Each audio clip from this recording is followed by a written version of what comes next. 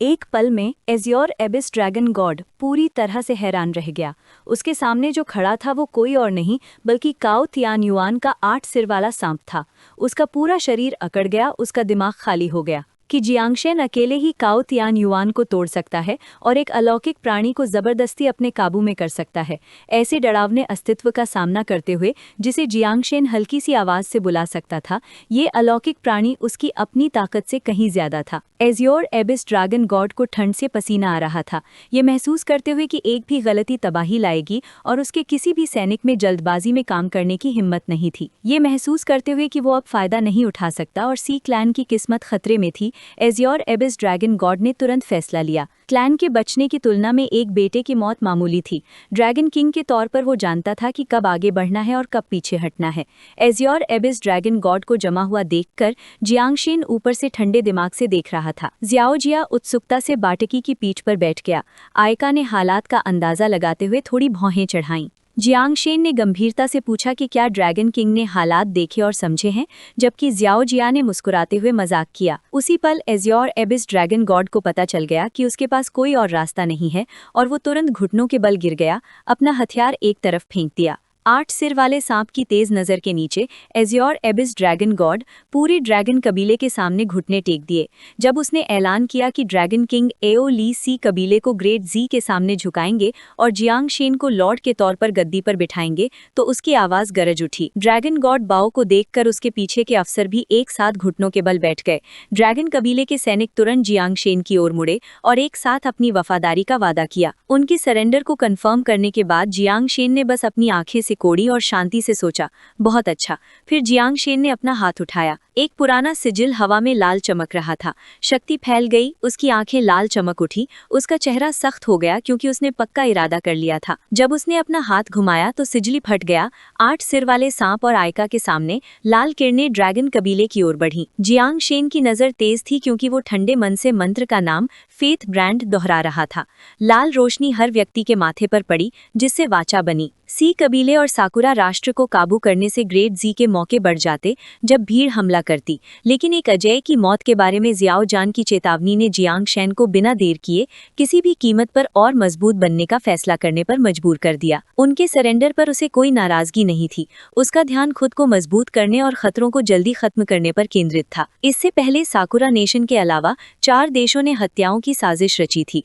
इत्तेफाक से हर देश में एक दिव्य आत्मा थी। अब बदला लेने का समय था। अगला टारगेट कोरिया। सीन गु खेतियन पर आ गया, जो अभी भी ट्रेनिंग के लिए लगातार मॉन्स्टर्स का शिकार कर रहा था। उसने आसमानी ब्लेड घुमाया और एक और जानवर धड़ से कट गया। जिस जानवर पर हमला हुआ था वो 3 टुकड़ों में फट गया। तुरंत एक आसमानी दाव इनाम दिखाई दिया, जिससे 10% ताकत बढ़ गई। गु खेतियन हैरान रह गया जब उसने अपना ब्लेड म्यान में डाल दिया। वो उम्मीद नहीं कर रहा था कि स्टार बुल क्लैन का एक छोटा स्काउट 7वें ट्रांजिशन तक पहुंच जाएगा, जिससे पता चलता है कि भीड़ की नींव कोई आसान बात नहीं है। इनाम अभी भी कीमती था। जी गैंग दूर से दौड़ता हुआ आया, चिल्लाते हुए कि उसके छोटे भाई ने एक बड़ी घटना कर दी है, जिससे पूरे ग्रेट जी में उथल पुथल मच गई है। गु खेतियन ने मुंह बनाकर उससे सवाल किया। जी गैंग मुस्कुराया और कहा कि ये अच्छी खबर है, और कहा कि ब्रेकिंग आर्मी सिटी में कोई इस घटना के बारे में बता रहा है और उन्हें जाकर सुनना चाहिए। जैसे ही रात हुई, चहल पहल वाली सड़कें रोशन हो गईं। एक नैरेटर की आवाज ने क्लास चेंज के समय का ऐलान किया। 11वें महीने का दूसरा दिन, ग्रेट जी कैलेंडर के हिसाब से साल 793। जब समुद्र को जीतने वाला राजा अकेले ही साकुरा नेशन में आगे बढ़ा, टी हाउस के मेन हॉल में भीड़ सुन रही थी जब बूढ़ा आदमी कहानी सुना रहा था। हाथ में पंखा, आंखें स्टेज पर, उसके शब्द बह रहे थे। उसने जोश, जोखिम भरे बचाव, ताकत से कर्ज वसूली, देवताओं को हुक्म देने वाली आसमानी मुसीबत के 9 पंखों वाले डायग्राम का जिक्र किया। नीचे लकड़ी की टेबल पर जी गैंग और गु खेतियन ध्यान से सुन रहे थे। गु खेतियन ने चाय की चुस्की ली और शिकायत की कि बूढ़े आदमी ने अपने शिष्य की आत्मा को नहीं जीता है। जी गैंग जोर से हंसा और चिढ़ाया, जिससे टेबल पर बैठे लोग भी हंसने लगे। सभी को पता था कि गुरु अपने शिष्य के प्रति कितने समर्पित हैं। जब वो पी रहे थे तो बूढ़े आदमी ने आगे कहा, समुद्र को बस में करने वाले राजा ने साकुरा राष्ट्र में घुसते ही 8 महान दिव्य समाजों को खत्म कर दिया था, जो ग्रेट जी के 8 बड़े युद्ध क्षेत्रों के बराबर थे, जिसने इंगजान और जियांग वुशियांग का बहुत ध्यान खींचा।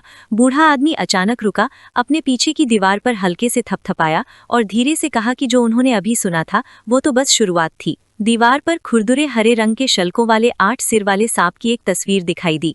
बूढ़े आदमी ने उसकी ओर इशारा किया और शांति से कहा कि समुद्र को बस में करने वाले राजा ने फिर काओ तियान युआन पर हमला किया और 8 सिर वाले सांप से लड़ा जो एक अलौकिक के बराबर था। ग्रेट जी का किलिन, एक भयानक लड़ाई जिसने सब कुछ तोड़ दिया।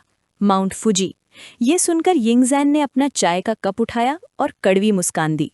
उसने सोचा था कि दफनाने की सज़ा पास करने के बाद हर कोई उस आदमी के साथ खड़ा हो सकता है, लेकिन ये दूरी न सिर्फ कम हुई बल्कि और भी बढ़ गई। जियांग वुशियांग ने प्रोजेक्शन पर नज़र डाली और आह भरी। उसने ये माना, लेकिन हिम्मत हारने की सलाह नहीं दी। एक लक्ष्य होना जिसे आप ऊपर देखना और जिसका पीछा करना चाहते हैं कीमती है, हालांकि इसके लिए कोशिशें दुगनी करनी पड़ती हैं।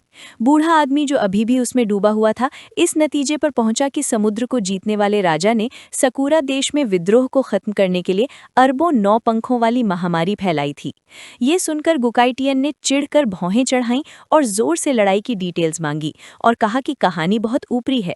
बूढ़े आदमी ने सिर्फ हाथ हिलाते हुए मजाक उड़ाया और कहा कि सिर्फ भगवान ही डिटेल्स जानता है और इतनी जानकारी इकट्ठा करना ही काफी मुश्किल था। अगर उन्हें ये पसंद नहीं आया तो वे जा सकते थे।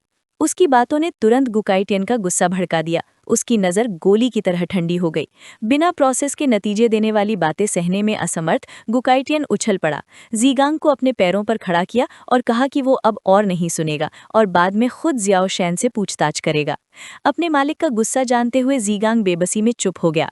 हालांकि कहानी अधूरी थी, जीगांग ने फुसफुसाते हुए कहा कि वो अभी भी और सुनना चाहता है, लेकिन इससे गुकाइटियन को और गुस्सा आया, जिसने मन ही मन अपने शिष्य को अनजान होने के लिए डांटा। ये देखकर कि कोई नहीं जाएगा, गुकाइटियन ने बड़बड़ाते हुए कहा कि वो खुद चला जाएगा। गुस्से में बाहर निकलते हुए भीड़ को हिम्मत की कमी के लिए डांटा। लोग हैरान होकर उसे गुस्से में जाते हुए देख रहे थे। बूढ़ा आदमी खड़ा रहा और गंभीरता से बोलता रहा, समय बताते हुए इशारा करता रहा। क्लास चेंज एरा 9 नवंबर 793, जब समुद्र को जीतने वाला राजा कोरिया में आया और एक ही झटके में इंसानी बाड़ों को खत्म कर दिया। हालांकि उसने कहा कि वो चला जाएगा, गुकाइटियन एक कोने में छिपकर बातें सुनता रहा। उसने समझाया कि इंसानी बाड़े ग्रेट जिया में जानवरों के बाड़ों जैसे थे, सिवाय इसके कि उन देशों में आम लोगों को जानवरों की तरह कैद किया जाता था, जिससे उसे गुस्सा आ गया। कहानी के आखिर में गुकाइटियन गुस्से से भरे चेहरे के साथ चाय की टेबल पर लौटा और रूखेपन से कहा कि वो सुनना चाहता है कि बूढ़े आदमी के पास और क्या है। जीगांग ने जल्दी से चाय डाली। तांगजिन सिर्फ मुस्कुराया और ग्रुप सुनने के लिए चुप हो गया। स्टेज पर कहानी फिर से जानी पहचानी बातों पर आ गई। कोरिया में अरबों 9 पंखों वाली महामारी फैल गई, अपराधियों को सजा दी गई और सबसे गरीब लोगों को तकलीफ से बचाया गया। फिर बूढ़े आदमी ने साफ साफ बताने के लिए एक किलान जैसे जीव का स्केच बनाया और आगे कहा कि समुद्र को जीतने वाले राजा ने कोरिया के दिव्य मूल टैलिस्मन माउंटेन पर हमला किया और जीजहाई नाम के 10 ट्रांजिशन वाले अलौकिक जीव से लड़ा। उसकी कहानी तेजी से और साफ होती गई जैसे उसने इसे देखा हो, और उसने उत्साह से नतीजा बताया। समुद्र को जीतने वाले राजा जीत गए और दिव्य मूल टैलिस्मन माउंटेन पूरी तरह से चकनाचूर हो गया। उसकी आंखों में ऐसा भाव था जैसे किसी ने बड़ी जीत देखी हो। उत्साह में हाथ भींच लिए। उसने आगे कहा कि 15 नवंबर को समुद्र को जीतने वाला राजा फेराउन राष्ट्र पहुंचा, स्वर्गीय तलवार का इस्तेमाल करके 9 मुख्य देवताओं को मार डाला, फिर दिव्य मूल जगह सन सिटी की ओर बढ़ा। हॉल में बढ़ते उत्साह को भांपते हुए बूढ़े आदमी ने हिम्मत से बताया कि पुराने शहर के डायमेंशनल स्पेस में समुद्र को जीतने वाले राजा ने अलौकिक सुनहरे शहर राजा वांग से लड़ाई की और जीत गए। सभी सुनने वालों ने अपनी सांस रोक ली। बूढ़े आदमी ने बताया कि 20 नवंबर को समुद्र को जीतने वाले राजा ने उत्तर यूरोप में असगार्ड की ओर रुख किया, अलौकिक फेनेरिर द ग्रेट वुल्फ से लड़ाई की और एक बार फिर जीत गए। बूढ़े आदमी ने खुशी से मुस्कुराते हुए दर्शकों की ओर इशारा किया और कहा कि समुद्र को जीतने वाले राजा अब शिव राष्ट्र की ओर मुड़े हैं, जिसकी गहराई ग्रेट जिया को टक्कर देती है। ये अभियान एक और क्लीन स्वीप होगा या नहीं, ये बाद में पता चलेगा। ये सुनकर गुकाइटियन पूरी तरह से हैरान रह गया। उसे उम्मीद नहीं थी कि उसका शिष्य इतने सारे युद्ध क्षेत्र जीत लेगा। वो इस बात से बहुत प्रभावित था कि इतने कम समय में इतना कुछ बदल गया था। ऐसा लग रहा था कि जियाओ शैन सच में इंसानी सम्राट के रास्ते पर चल पड़ा है। बूढ़े आदमी ने आराम से अपना पंखा हिलाया और बहादुरी भरी कविताएं पढ़ीं, जिसमें जियाओ ड्रैगन को बड़ी लहरों के बीच से गुजरते हुए दिखाया गया। बिजली कड़क रही थी, 9 पंख दुनिया को हिलाने के लिए फैले हुए थे, दिव्य रोशनी रात को चीर रही थी, इंसानी सम्राट के लिए मुश्किल रास्ता खोल रही थी। उस कहानी के जरिए हर किसी के मन में एक शांत शानदार जियांगशेन की तस्वीर उभरी। उसका रूप एक पुराने चीड़ जैसा था, जिसमें इतनी ताकत थी कि वो आसमान और धरती को हिला दे। बादलों के बीच से गुजर रहा था, एक तूफान जो सभी दिशाओं में एक ऐसी मुसीबत की तरह फैल रहा था जिससे सभी जातियां डरती हैं। बूढ़े आदमी ने हॉल को देखा और समुद्र को हराने वाले ग्रेट जिया के राजा, कैलामिटी ओवरलॉर्ड और रिवर ह्यूमन एम्परर के लिए अपना कप उठाकर वो मुस्कुरा रहा था। उसने जोर दिया कि एक बड़ा युद्ध होने वाला है। भीड़ ग्रेट जिया पर हमला करेगी और इंसानों को आत्मनिर्भर और मजबूत बनना होगा। हॉल में खुशी की लहरें दौड़ी, तालियों की गड़गड़ाहट और ग्रेट जिया अमर रहे के नारे गूंज उठे। बाहर जियांगशेन को अचानक छींक आई। वो थोड़ी देर के लिए हैरान रह गया कि क्या कोई उसके बारे में बात कर रहा है। उसका जिक्र कर रहा था या ये सिर्फ एक ड्राफ्ट था? ऊपर से देखकर वो मन ही मन सोच रहा था कि ये मौसम की वजह से है या कोई चुपचाप उसका नाम पुकार रहा है। नीचे कोरिया के इलाके में सैनिकों ने जियांगशेन को देखते ही अपने हथियार उठा लिए। एक चिल्लाकर उसकी पहचान पूछ रहा था। जियांगशेन ने अपनी आंखें सिकोड़ ली, ये देखते हुए कि उनका रिएक्शन धीमा नहीं था। जियांगशेन हवा में ठंडेपन से खड़ा था, उन पर नजरें गड़ाए, फुसफुसा रहा था कि कीड़ों का खाना फिर से शुरू हो गया है और ये कुछ समय के लिए आखिरी बार होगा। उसने उन्हें पेट भर खाने का ऑर्डर दिया और सब चौथे टियर की ओर बढ़ गए और कीड़ों के झुंड तुरंत निकल पड़े। झुंड लहरों की तरह लुढ़क रहे थे, जैसे जैसे वे आगे बढ़ रहे थे दुश्मनों को खा रहे थे। सैनिक दर्द से कांप रहे थे, निराशा में चिल्ला रहे थे, डर के मारे ये समझ रहे थे कि ये ग्रेट शिया के मुसीबत के कीड़े थे और उन्होंने तुरंत हेवनली डेटी टेम्पल को खबर भेजी। जरूरी खबर मिलते ही जियांगशेन ने तुरंत झुंड को आगे बढ़ाया। उसने शियाओ जाया और लिटिल वू को सीधे हेवनली डेटी टेम्पल जाने का ऑर्डर दिया। लिटिल वू ने झुककर उनकी बात मानी। जैसे ही वे मंदिर पहुंचे, बुद्ध की रोशनी तेजी से चमक उठी।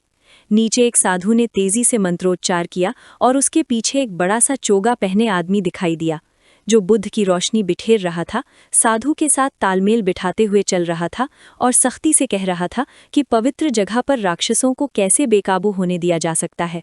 बिना हिले जियांगशेन ने बस साधु की तरफ देखा और हल्की सी हंसी। मजाक में कहा कि क्या शो खत्म हो गया है, जबकि ये माना कि शिव नेशन का मोमेंटम पहले के छोटे राज्यों से वाकई बेहतर था। लिटिल वू ने ठंडी नज़र से चारों ओर देखा, तारीफ में हाथ जोड़े। उसके होंठों पर एक ताना था, क्योंकि वो नौवे ट्रांजिशन से नीचे के सभी विरोधियों को सिर्फ चींटियां समझ रही थीं, जो उसके सोचने लायक भी नहीं थे।